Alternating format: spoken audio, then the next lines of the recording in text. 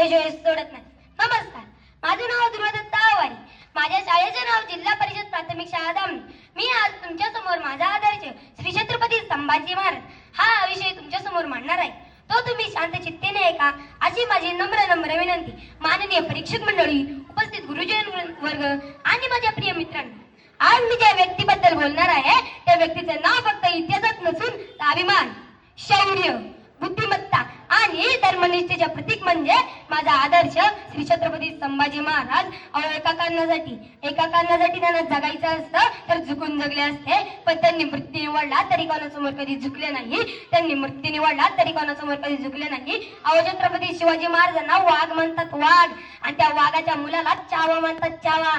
ज्या चावेनं सिंह पाडला असा चावा म्हणजे श्री छत्रपती संभाजी महाराज. वाघाच्या जबड्यात घालून हात त्याचे मोजती जात. अशी जात मर्द मराठ्यांची. ज्या रात्री छत्रपती संभाजी महाराज आंबाघाटमध्ये थांबणार होते ते फक्त आपल्याच माणसांना माहित होतं. त्यातील गणोजी शिर्के व कान्होजी शिर्के त्यांना वतनदारी हवी होती, पण छत्रपती संभाजी महाराज वतनदारीच्या विरोधात होते म्हणून ते मुघलांमध्ये सामील झाले. मग त्यांनी मुघलांना आंबाघाटमध्ये छत्रपती संभाजी महाराजांकडे जायचा सोप्यात सोपा रस्ता दाखवला.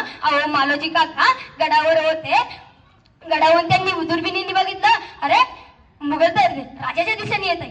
अरे माझ्या राजा तिथे एकलाय. मावळ्यांनो वाऱ्याच्या वेगाने धावा, माझा राजा तिथे एकटाय. मुघल पण पटापटा राजाकडे चाललेलं आणि मालोजी काका घोड्यावर बसून जणू काय वाऱ्यासारखे मग राजांकडे आले. कवी कलशांना जवळ काढलं. कवी कलश राजांकडे गेले. राजानं म्हणले, राजे आपल्यासोबत धोका झालाय. तवार राजे म्हणले, कोणी? तर त्याचे नाव गणोजी व कान्होजी. राजांचं एवढंच ऐका, राजांचं रक्त सळसळू लागलं. राजा म्हणले, कवी कलश म्हणले राजांना, राजे तुम्ही रायगडाकडे लगेच निघा. तुम्हाला रायगडाकडे जाण्यासाठी 20 तुकड्या तयार आहे.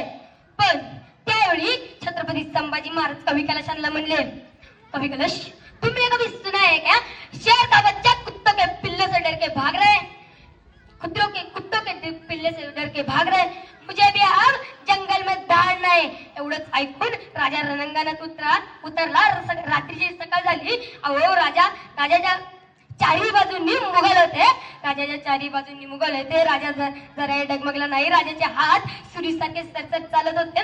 मग माझ्या राजाला औरंगजेबाने विचारलं कवी गणोजीला, गणोजी कैसे रुकेगा तुम्हारे राजा के हात.